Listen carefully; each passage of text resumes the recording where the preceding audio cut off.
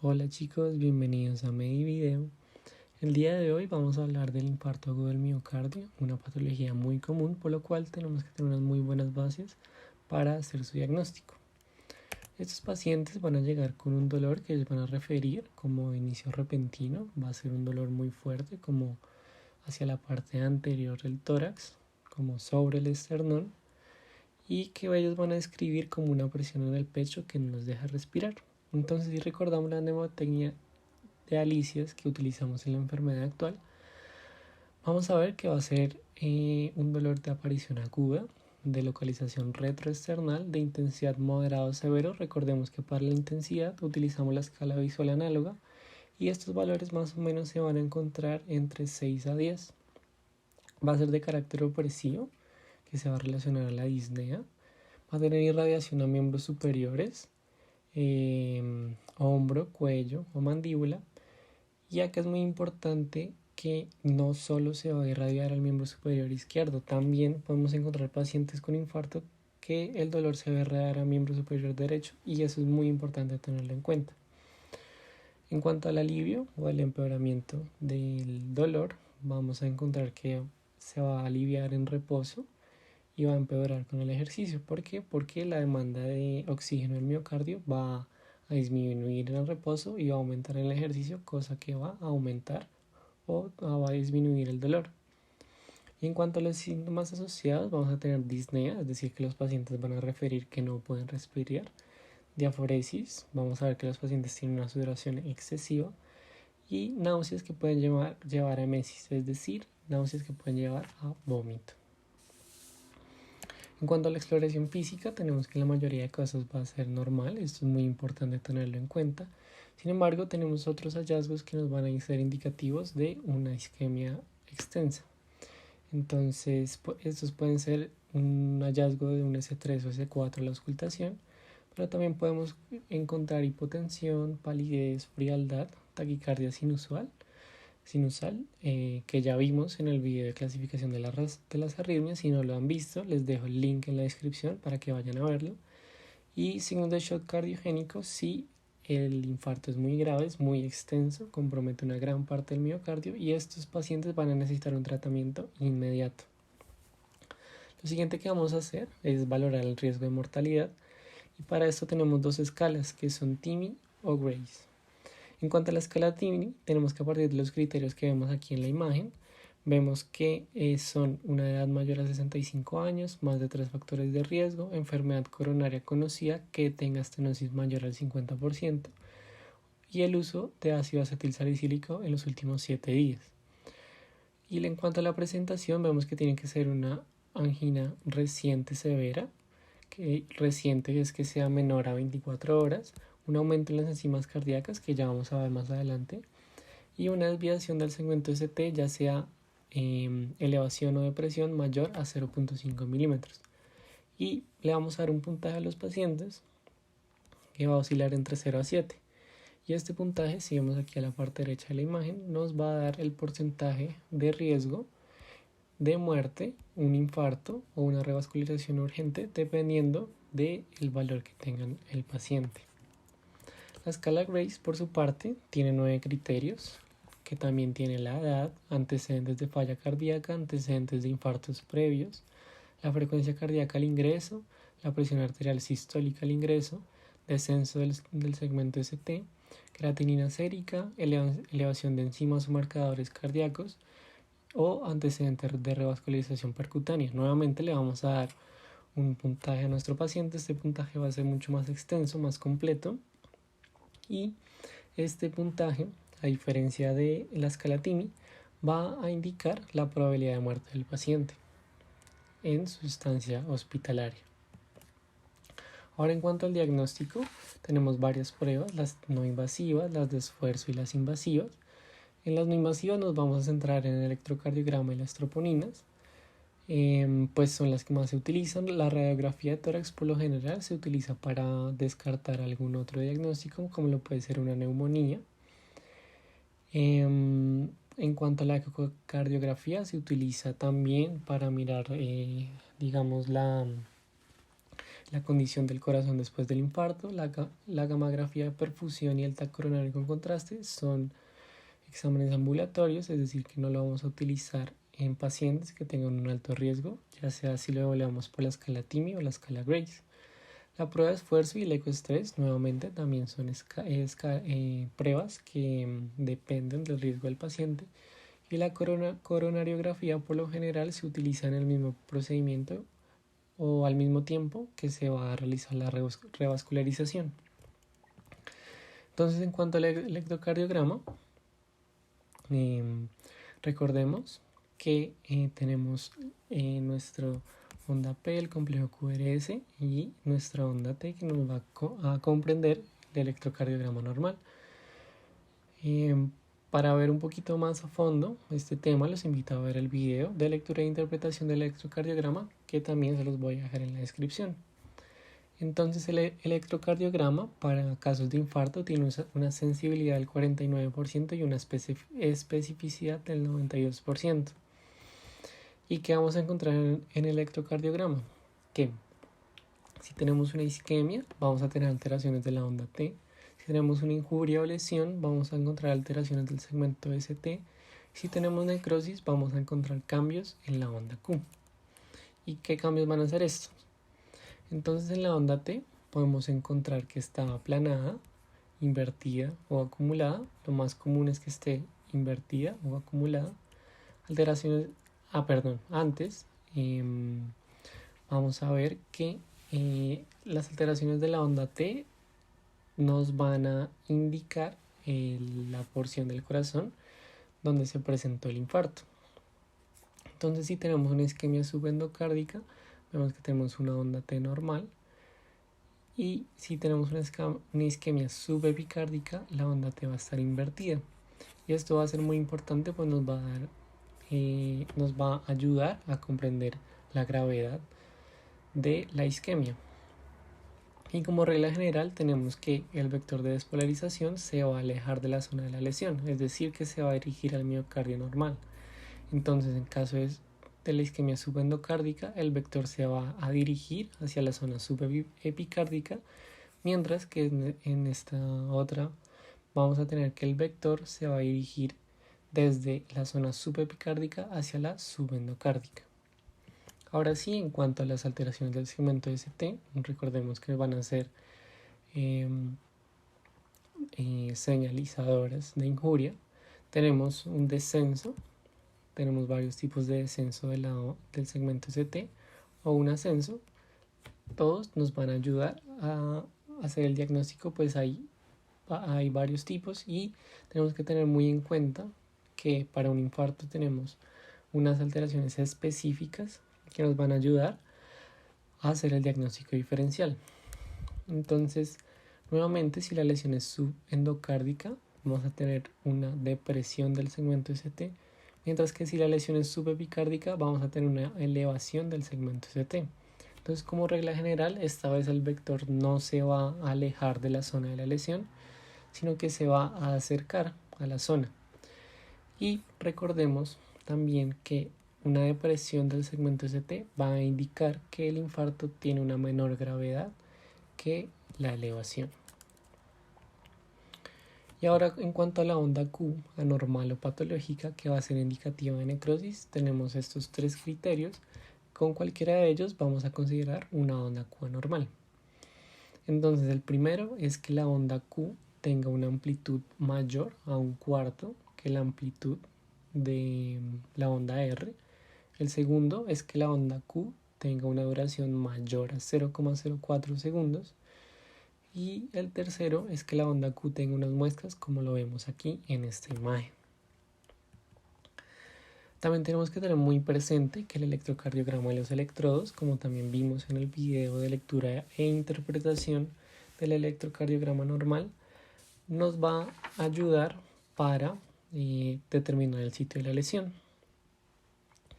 Entonces, según la derivación, vamos a poder identificar la cara del corazón que tiene el infarto y la arteria que va a estar implicada. Entonces, como vemos acá, B1 y B2 van a estar, digamos que, supervisando la zona septal, es decir, el tabique interventricular del corazón, y B3 y B4 van a estar comprendiendo la cara anterior del corazón. Y estas dos zonas, tanto la septal como la anterior, van a estar irrigadas por la arteria descendente anterior, que se deriva de la arteria coronaria izquierda. Es por esto que si llegamos a tener una oclusión de la arteria ascendente anterior, vamos a tener un infarto agudo de miocardio anteroseptal. Si tenemos alteraciones en las derivaciones 1, ABL, B5 o B6, vamos a ver que el infarto lo vamos a encontrar en la cara lateral del corazón y esta cara va a estar irrigada por la arteria circunfleja. Y las otras tres derivaciones que nos hacen falta son la 2, 3 y ABF, que nos van a supervisar la cara inferior del corazón, y esta cara va a estar irrigada por la arteria coronaria derecha. Ahora el otro examen que vamos a utilizar son las troponinas. Este examen tiene una sensibilidad del 97% y una especificidad del 97%, es decir que casi que nos van a dar el diagnóstico completo del infarto. Es una prueba primordial que necesitamos para hacer el diagnóstico. Y la vamos a hacer siempre que tengamos una sospecha o que tengamos evidencia electrocardiográfica de infarto. Y lo que vamos a pedir es una curva de troponinas. Esta curva de troponinas es muy importante, pues el valor para que la prueba sea positiva, es decir, para que sea indicativo de infarto, tiene que estar por encima del percentil 99, pero este valor va a depender del laboratorio. Entonces acá más o menos les dejo unos valores como de referencia. Entonces lo normal es que sea menor a 0.08 nanogramos por mililitro, y ya si el daño es mayor o menor, vamos a tener diferencias en la cantidad. Y además de eso, es muy importante tener en cuenta que estas troponinas debemos calcularlas, medirlas en un tiempo específico luego del evento. Entonces, como vemos en esta imagen, vemos que hay dos troponinas y ambas troponinas van a empezar su elevación entre las 3 y 12 horas después del infarto. Porque es muy importante, porque si llegamos a tener un paciente el cual lleva una hora después del infarto, no vamos a encontrar una alteración en las troponinas, y por lo cual podemos hacer un diagnóstico errado. Y por esta razón también es muy importante pedir la curva de troponinas, pues la curva de troponinas nos va a mostrar ese ascenso que es indicativo de infarto. También tenemos otras causas de la elevación de las troponinas, que pueden ser necrosis del miocito en condiciones normales, una apoptosis aumentada, el recambio normal de miocitos, la liberación celular de productos de degradación proteolítica de la troponina, el aumento de la permeabilidad celular y la formación de burbujas membranosas y su liberación. Esto porque es importante, porque tenemos que buscar otras patologías que tenga nuestro paciente para ver si el ascenso de las troponinas primero es constante, entonces por eso pedimos la curva para ver el ascenso, y segundo, si hay alguna otra condición en la que las troponinas se eleven. También es muy importante tener en cuenta que en pacientes con falla renal o insuficiencia renal, estos valores van a estar alterados, por lo general van a estar mayor a los niveles normales, pues como tienen insuficiencia renal y las troponinas se eliminan por vía renal, vamos a tener una mayor concentración de ellas en sangre. Y ahora sí, vamos a mirar cómo hacemos el diagnóstico del infarto agudo, empezando por el infarto agudo del miocardio sin elevación del segmento ST. Entonces lo primero que vamos a ver en el electrocardiograma son o la depresión del segmento ST o la inversión de la onda T. Definimos la depresión del segmento ST como un segmento que está 1 milímetro por debajo de la línea eléctrica, y además de eso tiene un descenso del punto J y una pendiente descendente del segmento ST. Entonces, como vemos acá, tenemos un descenso del punto J que más o menos estaría ubicado por acá, y una pendiente negativa, al igual que en esta imagen tenemos un descenso del punto J y una pendiente negativa. Estos son dos cosas muy importantes para definir el infarto. Y además de eso tenemos la inversión de la onda T, la cual es muy evidente. Y por ejemplo acá en este electrocardiograma la tenemos en todas las derivaciones. Y en cuanto al diagnóstico diferencial, entonces tenemos que tener muy presente el descenso del punto J y la depresión del segmento ST con su pendiente descendente. ¿Por qué? Porque como les conté anteriormente, hay varios tipos de depresión del DST. Entonces, por ejemplo, tenemos la cubeta digitálica. Esto se ocurre cuando hay una intoxicación por digitalicos y vemos que hay una depresión del ST, sin embargo, no hay un descenso del punto J. Tenemos también el marcapasos ventricular, nuevamente tenemos una onda T invertida y el segmento ST casi no se ve. La extrasístole ventricular, que ya vimos en el video de clasificación de las arritmias. El bloqueo de rama izquierda, muy importante pues también es común, es otra condición asociada a los infartos. Y el crecimiento ventricular izquierdo, el cual hay un descenso del segmento ST junto a una onda T invertida, pero hay una R muy alta y esta va a ser indicativa de hipertrofia ventricular izquierda. Y ya en cuanto al infarto agudo del miocardio con la elevación del segmento ST, vamos a ver en el electrocardiograma, pues como su nombre bien lo dice, la elevación. Esta elevación tiene que ser mayor a 1 milímetro por encima de la línea isoeléctrica. Y además de eso, como vemos acá, la elevación tiene que ser convexa. ¿Por qué? Porque nuevamente hay otros tipos de elevación del segmento que nos van a ser indicativos de diferentes patologías. Entonces, por ejemplo, acá en la angina de Prinzmetal tenemos una elevación del ST, pero vemos que conserva como esa pendiente plana, y esta angina nos va a presentar un tipo de angina estable. La repolarización precoz, pericarditis aguda, muy importante, pues también se presenta de forma muy parecida al infarto, pero al ver el electrocardiograma tenemos dos cosas muy importantes. Primero, que tenemos una depresión del segmento PR y la elevación del ST va a ser cóncava, a diferencia de la elevación convexa en el infarto. El bloqueo de rama izquierda, nuevamente, al igual que el bloqueo de rama derecha, va a ser una condición asociada muy frecuentemente a los infartos. Y el crecimiento ventricular izquierdo, donde vamos a tener una elevación del ST en las derivaciones B1 y B2. Pero nuevamente vemos que tenemos una onda R muy prolongada. Y ya para finalizar, vamos a ver cómo va a evolucionar el infarto dependiendo pues del tiempo que transcurre desde el evento. Entonces recordemos que la isquemia va a causar cambios en la onda T, la lesión o injuria va a causar cambios en el segmento ST, y el infarto transmural, que va a llevar a necrosis, nos va a llevar a ondas Q anormales o patológicas. Entonces la fase hiperaguda, que se comprende en los primeros minutos a las primeras horas del infarto, lo primero que vamos a ver es una onda T picuda, una onda T muy alta, muy grande. En las primeras horas, en la fase aguda, vamos a ver la elevación del ST convexa, lo cual es indicativo de infarto agudo del miocardio. En la fase subaguda, la cual va a estar comprendida entre horas a días, vamos a ver ya la presencia de la onda Q patológica con cualquiera de los tres criterios que vimos anteriormente. Nuevamente se mantiene la elevación del ST convexa y vamos a tener una onda T invertida. En la fase crónica, que ya va de días a semanas, va a persistir la onda Q patológica. La elevación del ST ya no va a estar presente, vamos a tener un ST normal isoeléctrico, y la onda T invertida también va a persistir.